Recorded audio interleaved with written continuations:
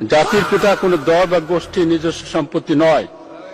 বারবার বলেছি, বঙ্গবন্ধু আমারও পিতা, আপনারও পিতা, সবারই পিতা, উনি সার্বজনীন। জিয়া পরিবার মানে বাংলাদেশের গণতন্ত্র, জিয়া পরিবার মানে বাংলাদেশের স্বাধীনতার ধারক বাহক। বঙ্গবন্ধু মানে বাংলাদেশ, বঙ্গবন্ধু একটা স্বাধীন দেশ। জিয়া পরিবার মানে বাংলাদেশের স্বাধীনতার ধারক বাহক। এখন জিয়া পরিবার মানে গণতন্ত্রের এখন কেন্দ্রবিন্দু। যার জন্ম না হলে আমি সেনাবাহিনী প্রধান হতে পারতাম না, যার জন্ম না হলে রাষ্ট্রপতি হতে পারতাম না, যার জন্ম না হলে এই সংসদে বক্তব্য দিতে পারতাম না। আমার স্পিকার বলে কি সংসদে ফজা পাগলা আর আন্দালি পার্থ আব্বার হেভি বক্তিমা জারিছে। বাঙ্গু সেকুলার আওয়ামী বাম মহলে হেভি হাততালি পাইতেছে। হাততালি দেন নির্দেশ সাহেব, হাততালি দেন আছে। এপিসোডের পরে দর্শকরা কবে কার হাততালি আসলে পাওনা হইল। আন্দালি পার্থর লগে সামনাসামনি তর্ক করা গেলে জমলো হইনি। যাই হোক, আজকে দুইজনেরই ধর্ম। এই এপিসোডের দুইটা পর্ব হবি। আজকে দুইজনের বক্তব্য খণ্ডন। ফজা তো মিথ্যাবাদী, তাও ওরে ধরা লাগবি। আর দ্বিতীয় এপিসোড হবে জুলাই আর ৭১ নিয়া আমার প্রস্তাবনা, কোনটা আসলে আমাদের ইতিহাসের অংশ আর কোনটা না। আন্দালি পাথরে তার বক্তিমা নিয়ে ডলা দিতে পারলে মজাই লাগে। তাইলে আসেন এইবার তুলা ধনা করি দুইজন রে একে একে। প্রথমে ফজা পাগলা, এইটা সে তুলা ধনার সাউন্ড হবে। দেন শুরু করেন, আল্লাহর নামে শুরু করি। আসেন। ফজা তো মিশা কথা বলেই, তার উপরে ভুলভাল কথা বলে। ওর মিশা কথা নিয়ে একটা ভিডিও বানিয়েছিলাম, এই যে দেখেন, কিসের মুক্তিযুদ্ধ করেছে ওইটা দেখাইছিলাম। ওটি এটা আমার কইতে খারাপ লাগতেছে, কিন্তু না কইও পারি না। এই যে মুক্তিযোদ্ধারাই কলে তাদের নিজেদের পচায়। আপনারা সবাই দেখিছেন না যে এটা কইতেছে যে ফজা মুক্তিযোদ্ধা ছিল না? না দেখে থাকলে দেখেন। যে ফজলুর রহমান ভাই আমরা সম্মান করি, সে রাজনীতি করে, তবে তার কোনো চরিত্র আছে বলে আমি মনে করি না। একবার আওয়ামী লীগ, একবার হলো গামছা, একবার টেলিভিশন, এখন হলো সে ধানের শীষ। এরপরও সে সম্পূর্ণ মিথ্যা কথা বলে। সে ছিল বিএলএফ, সে বিএলএফ ছিল, আমার ভাই বিএলএফ ছিল, আমার চাচাতো ভাই বিএলএফ ছিল। তারা যারা দুনিয়া ট্রেনিং দেওয়ার পর তারা কোনোদিন রাইফেল হাতে নেয় নাই।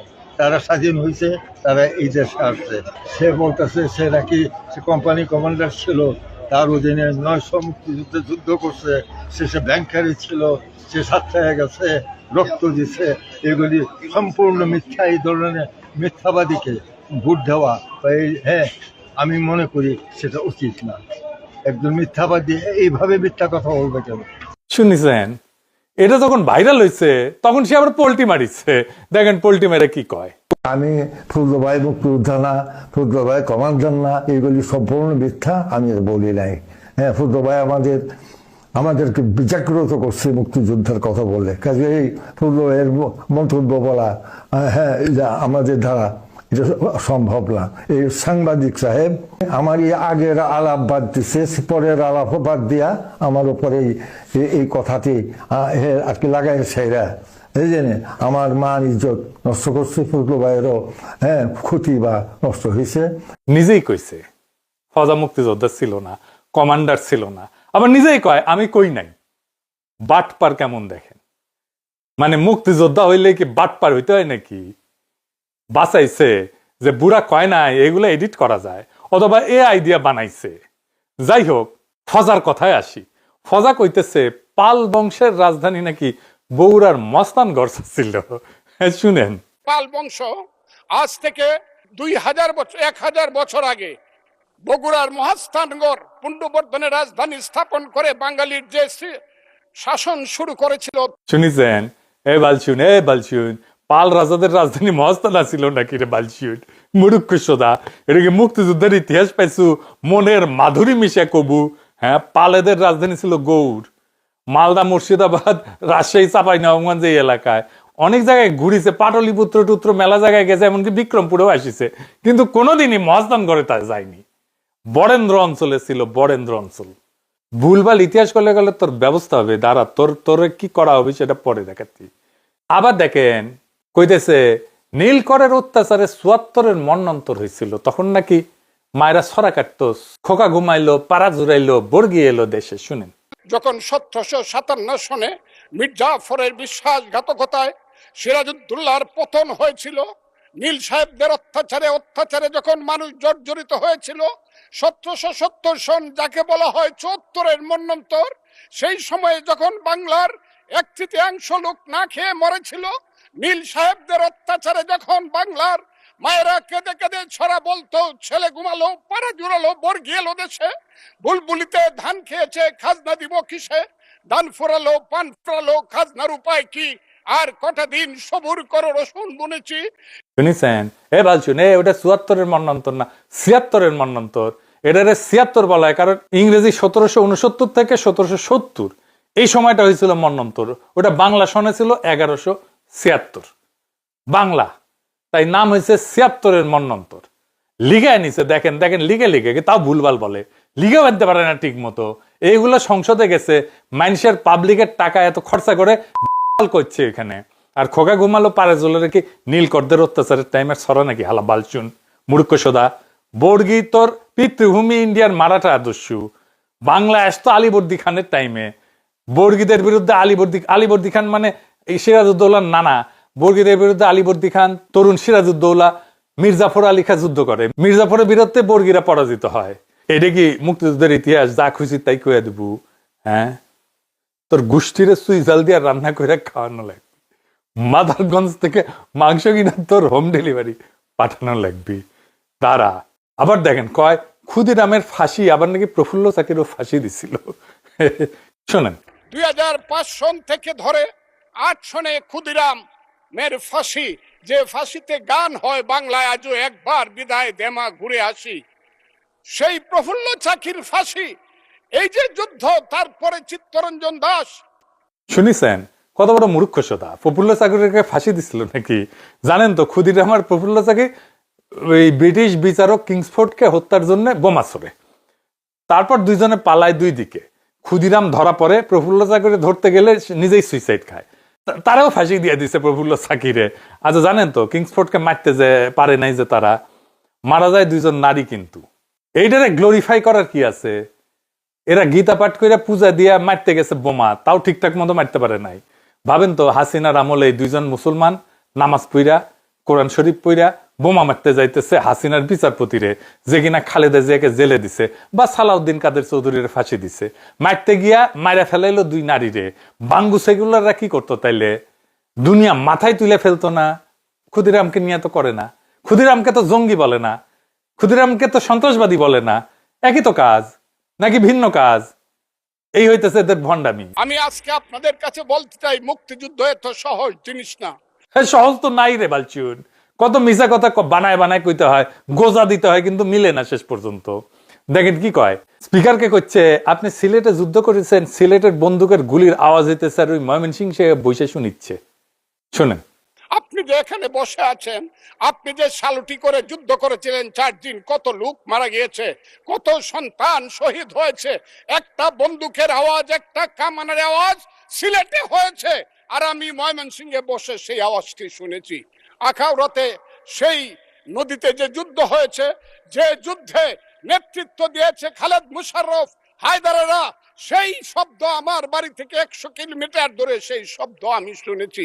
ওই যে ধানোয়া কামালপুরে কর্নেল তাহেররা যুদ্ধ করেছে, সেই যুদ্ধের সংবাদ শব্দ আমি কিশোরগঞ্জ থেকে শুনেছি। শুনিছেন? আচ্ছা, আমাদের মাননীয় স্পিকার হাফিজ ভাই, আপনি বসে বসে শুনলেন এগুলা? আপনি একজন সামরিক বাহিনীর লোক, একজন সামরিক কর্তা, আপনি একজন সামরিক কমান্ডার, আপনি এগুলো শুনলেন বসে বসে, কিছু কইলেন না।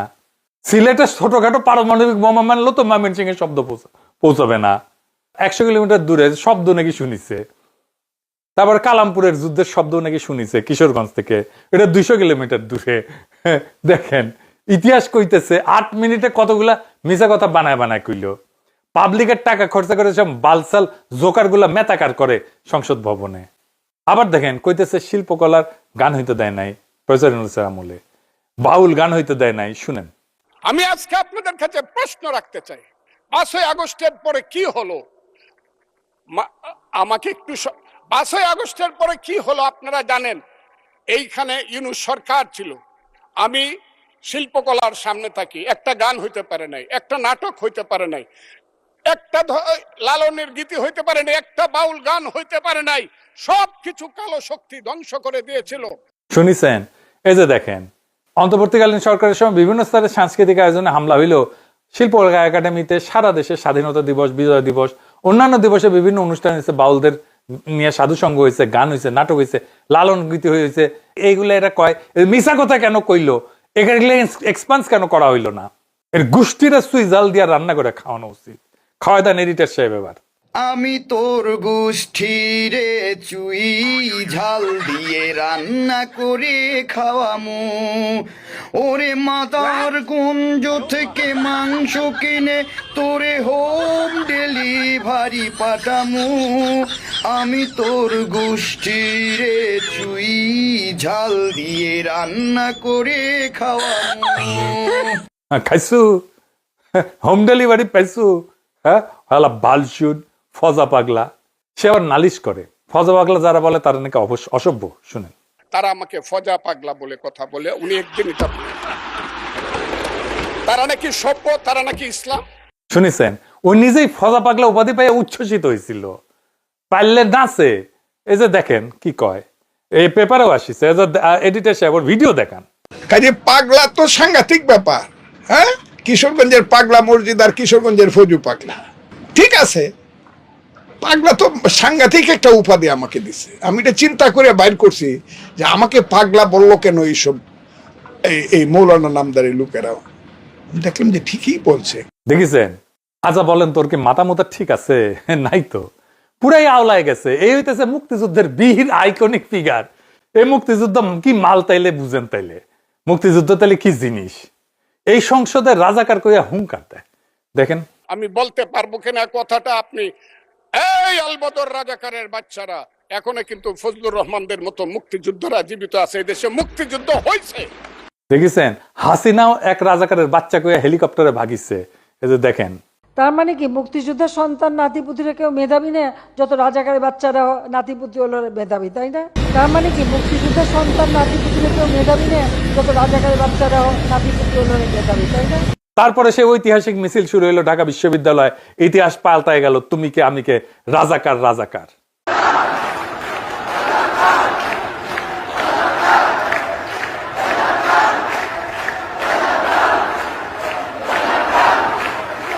যত মুক্তিযুদ্ধ বিএনপি এদেরকেও খেদাইবে পাবলিক।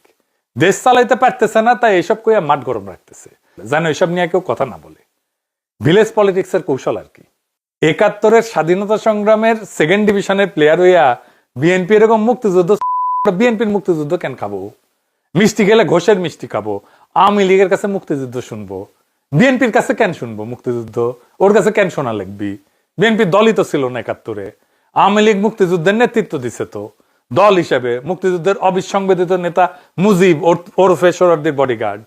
নায়িকাই যদি দেখা লাগে তাহলে ঐশ্বরিয়া রাইরে দেখবো, ময়ূরীরা তো দেখবো না। যাই হোক, জোকারে নিয়ে আর কথা না বাড়ে। এইবারে আন্দালিপ পার্থ। আন্দালিপ পার্থ কইতেছে, কেন তরুণেরা জুলাই জুলাই করে? তরুণেরা দেখে নাই আওয়ামী আমল? তারা শেয়ার মার্কেটে দরবেশ বাবার হাতে ফকির হইয়া যাওয়া কথা জানে না, কারণ তাদের বয়স ছিল তখন 10 বছর। এই পার্থ, এটা কেন যুক্তি হইল? এই বক্তিমায় তো মুক্তিযুদ্ধের কথা কইছেন। আপনি মুক্তিযুদ্ধের দেখিছেন? দেখেন না, আপনার জন্ম তো 1974-এ। আপনি তো মুজিবের শাসনও দেখেন নাই। ওদের তো বয়স 10 বছর। আপনি তো মুজিবের আমলে বিছানায় হাগু করেছিলেন যখন মুজিবের বাকশাল চলে। আপনি ৭১ বুঝতে পারবেন, মুক্তিযুদ্ধ বুঝতে পারবেন, আপনি মুজিবের বাকশাল বুঝতে পারবেন। আপনি তখন বিছানায় হাগু করেন, সেটাকে ধারণ করতে পারবেন। আর আজকে তরুণরা পারবে না। কি চমৎকার যুক্তি! হ্যাঁ, জানলেও সেটা ফিল করে না নাকি? শুনেন, আওয়ামী লীগ আমলে কোনো অব্যবস্থা হয় নাই বিদ্যুৎ খাতে। আওয়ামী লীগ আমলে হয়েছে লাগামহীন দুর্নীতি আর চুরি বিদ্যুৎ খাতে, এবং সেই বোঝা আমরা এখনো বয়ে বেড়াচ্ছি। আমি এই কথাটা সম্মানের সাথে এই জন্য বলি, কারণ আমি কয়েকদিন ধরে আই ওয়াজ ওয়ান্ডারিং যে কেন তরুণ সমাজরা বারবার শুধু জুলাইতে এই ৩৬ দিনের কথাই বলে। দেন আই রিয়েলাইজড যে আমরা ২০০৮ থেকে গত ১৭ বছরের আওয়ামী লীগের অত্যাচারের কথা তাদের সাথে কানেক্ট করতে পারি নাই। আমার সামনে বসা মাননীয় সংসদ সদস্য আমার ভাই Nahid, Hasnat, they're only 28 years of age. 18 বছর আগে তাদের 10 বছর বয়স ছিল। তারা শেয়ার মার্কেটের দরবেশের অত্যাচারে 30 লক্ষ লোকের ফকির হয়ে যাওয়ার কথা জানে না, জানলেও সেটা ফিল করে না। বিডিআর পিলখানার কথা ফিল করে না, হয়তো জানে। তারা হেফাজতের সময় আলেম ওলামাদের রাস্তায় কান ধরে উঠায়া বসার সেই অপমানের কথা ফিল করে না। We couldn't connect to them. কি ভয়ানক কথা! কেমনে জানলেন ফিল করেন না? আপনি কি অন্তর্জামী? 17 বছর নাকি ছোট ছোট জুলাই করিছে এ পার্থরা। আমি পার্থ দেখাই, আপনি জেল থেকে বের হয়ে কি কইছিলেন? প্রতিক্রিয়া তো এই বৈষম্য বিরোধী ছাত্র আন্দোলনে এতগুলি মানুষ মারা গেছে, এটা তো আসলে আমাদের জন্য প্রচন্ড দুঃখজনক একটা ব্যাপার। এই ঋণ তো আসলে আমরা শোধ করতে পারবো না, এবং এই রক্ত বিসর্জন দিয়ে তারা আমাদের যা উপহার দিয়েছে, এই দেশকে যে উপহার দিয়েছে, সত্যি কথা বলতে রাজনীতিবিদ হিসেবে তো আমরা তা দিতে পারি নাই। এবং আমরা চাই যাতে এই রক্তের সঠিক সম্মান আমরা দিতে পারি, আমরা আগামীতে একটা ভালো রাষ্ট্র এই জাতিকে দিতে পারি। আমরাও 17 বছর অনেক কষ্ট করেছি, অনেক কিছু করেছি, হয়তো কাঙ্ক্ষিত লক্ষ্যে পৌঁছাতে পারিনি। মহান আল্লাহ হয়তো এতগুলি রক্তর মাধ্যমেই এই জিনিসটা আমাদেরকে দিয়েছে। আমি একদিকে তো অবশ্যই আত্মার রুহুর মাগফিরাত কামনা করি, অন্যদিকে এই দুঃখের মধ্যেও জাতিকে অভিনন্দন যে জাতি একটা ইনশাআল্লাহ নতুন বাংলাদেশ দেখতে পাবে সামনে। এই নতুন বাংলাদেশ বানাইতেছেন, এই আপনার কৃতজ্ঞতা। হ্যাঁ, আপনি যে পার্থ এত ব্যাক করিলেন ফ্যাসিস্ট শাসন নিয়া, আপনি ওই ফ্যাসিস্ট আমলে তো হাসিনার প্রশংসা করতে করতে কায়ত হয়ে পড়ে যেতেন। সোহরাওয়ার্দীর বডিগার্ড তো আপনার প্রেরণা ছিল। আমি ব্যানে ব্যানে করছি না, আপনি নিজেই কইছেন। দেখেন কি কইছিলেন, এডিটর সাহেব দেখান, শোনায় দেন। আর আপনি যদি মনে করেন হ্যাঁ ইন্সপিরেশন কার কোনটা ভালো লাগে, সেক্ষেত্রে আই এম ভেরি ওপেন। আমি যে কারো কোয়ালিটি ভালো যেটা সেটা আমি গ্রহণ করতে পারি। আমি বঙ্গবন্ধুর বলিষ্ঠতা আমার খুব পছন্দ, আমার মামা শেখুল হক মনির অর্গানাইজিং ক্যাপাসিটি আমার খুব পছন্দ, বর্তমান প্রধানমন্ত্রী যেভাবে ক্রাইসিস হ্যান্ডেল করে সেটা আমাকে খুব মুগ্ধ করে। শুনেছেন? আচ্ছা, আর এক কথা বলি, আপনি তো 2019-এ বিএনপি জোট ছাড়িয়েছিলেন। এই যে দেখেন ঘোষণা দিয়াই 2022-এ যখন বিএনপি সমমনা 12টা দল নিয়ে জোট করলো, সেটা তো গেলেন না। জোট ছাড়ার পরে আপনার দলের কোনো সিগনিফিকেন্ট রাজনৈতিক কর্মসূচি ছিল না তো। আপনি তরুণদের টানতে পারেননি কইতেছেন, তরুণদের বুঝাইতে পারেননি কইতেছেন। আপনার দলের আদর্শ কর্মসূচি বুঝাইতে পারছেন, আপনার দল বড় হয় না কেন? আপনি যে কইলেন অসংখ্য জুলাই করিছেন, এটা তো বাংলাদেশে মানুষ দেখিছে, তাই না? ঈদের পরে আন্দোলন আর কেসি গেটের মধ্যে থেকে স্লোগান দেওয়া, বালুর ট্রাক সরাইতে না পারা, এগুলো বলেন না কেন? সারা দেশের মানুষ তো তাকাইছিল বিএনপির দিকে, একটা লড়াইয়ের নেতৃত্ব দেবে বিএনপি, হাসিনাকে খেদানোর নেতৃত্ব দেবে, তৈরি ছিল তারা। পারে নাই বিএনপি, আপনার জোট পারে নাই। এক অভাবনীয় ঘটনা ঘটছে, তরুণদের হাতে, রাজনীতির কিছুই জানে না তারা, তাদের হাতে নেতৃত্ব দিয়ে দিছে মানুষ, লিডারশিপ দিয়ে দিছে সারা দেশের মানুষ। আপনি যে কইলেন তরুণদের আপনারা কানেক্ট করতে পারতেছেন না, আপনি কানেক্ট করবেন কিভাবে? আপনি তো আপনার নিজের ভাইরাই ঠিক করতে পারেন নাই। আপনার ছোট ভাই তো যুবলীগের কেন্দ্রীয় সহসভাপতি, আপনার বাইরে ফ্যাসিবাদ দেখাইতে পারেন নাই। ও করে কেন ফ্যাসিবাদীর দল? দেখেন কইতেছে ব্যবসায়ীরা কবিতা লিখছে, তোমাকে চাই। কেউ কবিতা বলেছে তুমি আমার প্রথম, তুমি আমার দ্বিতীয়। আপনারা শুনেন নাই? আমরা শুনেছি। How disgusting! এডিট সাহেব ওটা শোনা নাই যে একে আজাদের ওই প্রথমত আমি তোমাকে চাই হাসিনাক শুনাইছিল না, ওটা শোনান আবার। শেখ হাসিনার সরকার বারবার দরকার।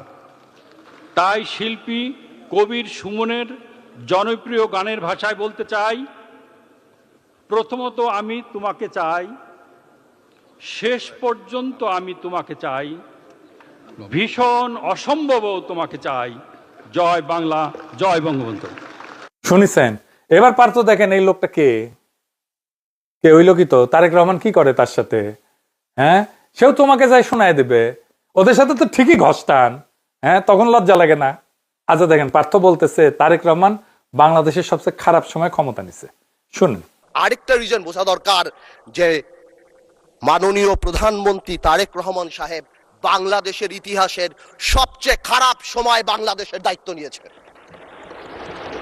বাংলাদেশের প্রধানমন্ত্রী তারেক রহমান সাহেব যখন গণতন্ত্র ক্ষতবিক্ষত, তখন বাংলাদেশের দায়িত্ব নিয়েছে যখন the whole country system is completely corrupted. Partha, are you kidding? হ্যাঁ, প্রফেসর ইউনূস কোন সময় ক্ষমতা আসছিল? পুলিশ নাই, থানা খালি করে পালায় গেছে, ট্রাফিক পুলিশ পর্যন্ত নাই, বিচারপতি নাই, আমলারা নাই, সরকার ছিল না 5 তারিখ থেকে 8 তারিখ পর্যন্ত। যখন ক্ষমতা নিচ্ছে কোনো সরকারের হাত থেকে ক্ষমতা নেয়নি। সারা দেশ ধ্বংসস্তূপ। ইন্ডিয়ার মধ্যে বাদশাহেরা বন্যা বানায় দিল, আনসার বিদ্রোহ করলো, রিজার্ভ জয় বাংলা। বিএনপি একের পর এক আন্দোলন করে নাই। আপনার বিএনপি ইশরাক সিটি কর্পোরেশনের তালা মেরে দেয় নাই। অযথা প্রফেসর ইউনূসের সরকার নিয়ে যা খুশি তাই বলে নাই। খলিলুর রহমানকে আপনার স্বরাষ্ট্রমন্ত্রী বিদেশি নাগরিক বলে প্রকাশ্যে বক্তৃতা দিছে না? আপনার সরকারে একজন বিদেশি নাগরিককে আপনি জাতীয় নিরাপত্তা উপদেষ্টা করেছেন। আপনার কি সেই আক্কেল জ্ঞান নাই? একজন বিদেশি নাগরিকের কাছে এই দেশের সেনাবাহিনী নিরাপত্তা সংক্রান্ত রিপোর্ট প্রদান করবে কিভাবে ভাবলেন? সেই জাতীয় নিরাপত্তা উপদেষ্টাকে আপনি বিদায় করুন। সেই জাতীয় নিরাপত্তা উপদেষ্টা হয় নিজে পদত্যাগ করবে, না হয় আপনি তাকে বিদায় করবেন। এই দেশের নিরাপত্তা সংক্রান্ত কোন জাতীয় দায়িত্ব বিদেশি নাগরিকের হাতে থাকতে পারে না। তার সে বিদেশি নাগরিককে পররাষ্ট্রমন্ত্রী বানাইছেন কেন? একজন বিদেশি নাগরিককে পররাষ্ট্রমন্ত্রী বানাইলেন, কোন জবাব দেন এটা কেন বানাইছেন? আর সালাউদ্দিন সাহেব যদি মিথ্যা অভিযোগ করে থাকে তাহলে উনি ক্ষমা চাইছেন? চান নাই। আর আমাদেরও বিরোধী দল এতই তালেবর এই প্রশ্নটা করতে পারে না সংসদে। আর এই যে দেখেন বাটপার সাত্তার যে বলছিল 8 উপদেষ্টার সীমাহীন দুর্নীতির রেকর্ড নাকি তার কাছে আছে। তো এখন তো সে তারেক রহমানের একান্ত সচিব, কি মাল পানি খেয়ে কে সিস্টেম করে ফেলিছেন নাকি সে উপদেষ্টাদের সাথে? কেন এই দুর্নীতির হিসাব দেয় না? ওকে দিতে হবে এই দুর্নীতির হিসাব। সচিবালয়ে বিক্ষোভ করে অচল করে দেয় না এই বাটপার সাত্তার? তারে তো বানাই দিছে একান্ত সচিব। হ্যাঁ, বাটপার ছাড়া তো আপনাদের চলে না। হ্যাঁ, এক মুহূর্ত শান্তিতে থাকতে দিয়েছেন প্রফেসর ইউনূসকে। বাদ দেন প্রফেসর ইউনূসের কথা। 1971 17 ডিসেম্বর কি দেশে এর চেয়ে ভালো ছিল? যুদ্ধ বিধ্বস্ত, পোর্টে মাইন বসানো, সমুদ্রে জাহাজ ভিড়তে পারে না, ব্রিজ বেশিরভাগ উড়ে গেছে, এয়ারপোর্টের রানওয়ে নাই, 1 কোটি শরণার্থী ইন্ডিয়ায়, সবার হাতে অস্ত্র। তার চাইতে খারাপ অবস্থা তারেক রহমান ক্ষমতা নিচ্ছে। বালসাল কইলেই হইল না। একটা জিনিস দেখায়, মানুষের আয় বৃদ্ধি আর ইনফ্লেশনের মধ্যে গ্যাপ। মানে মানুষের আয় বরকত আছে কিনা এটা বোঝার জন্য ইনফ্লেশন আর মানুষের আয় এটা যত কাছাকাছি থাকবে তাহলে বোঝা যাবে যে আয়ে বরকত আছে, কম দামে জিনিস কিনতে পারতেছে। এটা ইকোনমিক্সের ভাষায় বলে রিয়েল ওয়েজ থিওরি। এটা প্রফেসর ইউনূস ঠিক করে দিয়ে গেছিল যে এডিটর সাহেব দেখান, ওই অংশটুকু দেখান, ওটা কোন সময় দা জিনিসপত্রের দাম কমেছিল সবাই জানে। প্রফেসর ইউনূসকে কি অবস্থায় দিয়ে গেছিল হাসিনা সেটা দেখেন, আর সেখান থেকে কোন অবস্থায় নিয়ে আসছিল প্রফেসর ইউনূস সেটা দেখেন। সবকিছু বাদ দেন, প্রফেসর ইউনূস বুঝলাম খুবই খারাপ, এই কাজটা তো করছে। আপনারা কি করছেন এখন দেখেন। আবার দেখেন কইতেছে বিরোধী দল নাকি ভালোই বাসে না। কিন্তু আমি বিরোধী দলের একটা জিনিস আমি এটা বুঝি না, ওনারা আমাদেরকে ভালোই বাসে না, আমরা এত চেষ্টা করি। ওনারা বলে না, আমি বলে না স্পিকার বলে না, তুম হামসে মোহাব্বত করো হাম বেওয়াফা নেহি করেঙ্গে। দেখেছেন বলছে তুম হামসে মোহাব্বত করো হাম বেওয়াফা নেহি করেঙ্গে। ভুলে সে পার্থ, তুম হামসে মোহাব্বত করো হাম বেওয়াফাই নেহি করেঙ্গে। তুমি আমাকে ভালোবাসো, আমি বিশ্বাসঘাতকতা করব না। আপনারা বিশ্বাসঘাতকতার কথা বলেন, জুলাই সনদের সাথে বিশ্বাসঘাতকতা কে করছে? হ্যাঁ, এগুলো কথা বলে লাভ আছে? বিএনপি মানেই বিশ্বাসঘাতক, বিএনপি মানেই বেঈমান, সে কথা দিয়ে কথা রাখে না। এখন আমাদের কইতে হয় তুঝকো ইজাহার এ মোহব্বত কি কসম ইতনা বতা, জুলাই সনদ মাননা ही नहीं था तो बेवफा दस्तखत क्यों किया ওয়াফা के कागज पर। তোরে ভালোবাসার কসম এতটুকু বল, জুলাই সনদ যদি নাই মানিস, হে বিশ্বাসঘাতক, সে বিশ্বাসের সেই কাগজে দস্তখত করেছিলি কেন? আবার কয় উর্দুতে কইলাম, মানে খোটা দিচ্ছে জামাত ইসলামকে। উর্দুতে বললে নাকি ভালো বুঝবে, শুনেন। তুম হামসে মোহাব্বত করো হাম বেওয়াফা নেহি করেঙ্গে। না না মানে বলে উর্দুতে বললাম যাতে বুঝতে সুবিধা হয়। উর্দু বই দেখছি একটা, আমি একটা উর্দু বই দেখছি, ওই যে পিছিয়ে উর্দু বই একটা, এটা পিওর উর্দু না পারতো, এটা হিন্দুস্তানি বোম্বে সিনেমার ডায়ালগ। আমাদের টাইমে মোহাম্মদ রফির একটা গান ছিল, হ্যাঁ, ওইখানে বেওয়াফা শব্দটা ছিল, হ্যাঁ, একটা বিশ্বাসঘাতকতা নিয়ে গান। আমরা তো গাইবার পারি না, কিন্তু পুরানা গান তো চ্যাংড়া প্যাঁড়া শুনলে হয়তো বুঝবার পারবি আর কি। গানটা ছিল ইনকে আর কি, क्या हुआ तेरा वादा ओ कसम ओ इरादा भूलेंगा दिल जिस दिन तुम्हें ओ दिन जिंदगी का आखिरी दिन होगा। क्या हुआ तेरा वादा ओ कसम ओ इरादा याद है मुझको तूने कहा था तुमसे नहीं रोटेंगे कभी दिल की तरह से हाथ मिले हैं कैसे भला छोटेंगे कभी तेरी बाहों में बेटी हर सम बेवफा ये भी क्या याद नहीं क्या हुआ तेरा वादा ओ कसम ओ इरादा भूलेंगा दिल जिस दिन तुम्हें वो दिन जिंदगी का आखिरी दिन होगा। আখরি দিন হবে, যেহেতু বিশ্বাসঘাতকতা করছে, আখরি দিন আসিচ্ছে।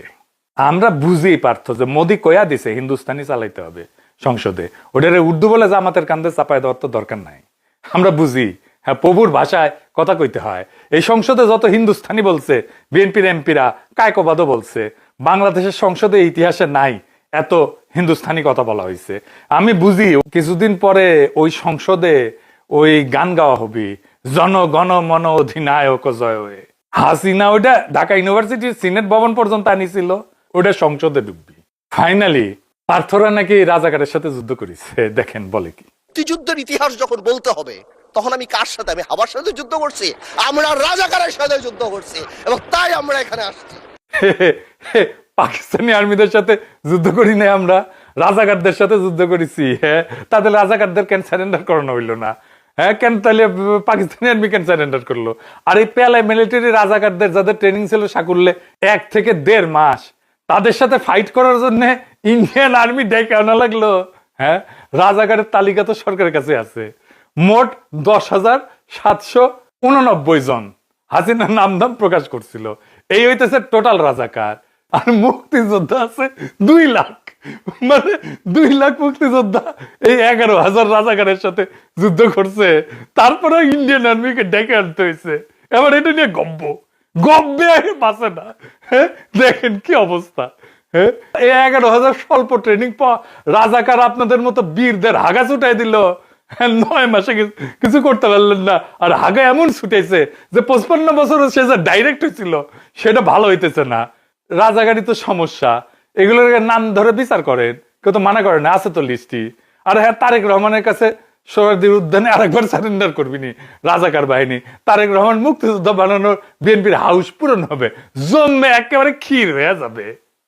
কইরা ফেলান।